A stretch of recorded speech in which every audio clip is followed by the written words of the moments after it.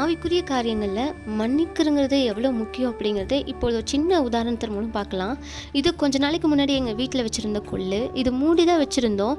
ஆனால் அது பழசானதுக்கப்புறம் இதில் எப்படி பூச்சி வந்ததுன்னே தெரியல.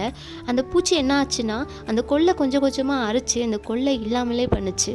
ஆனால் இதே போல தான் தேவனாகிய கர்த்தர் நம்மளை மற்றவங்கள மன்னியுங்க, அவங்க செய்த நிறைய காரியங்கள் உங்களுக்கு பிடிக்காமல் இருந்தால் கூட அவங்கள நேசிங்க அப்படின்னு கர்த்தர் நமக்கு கட்டளையிட்டு இருக்காங்க.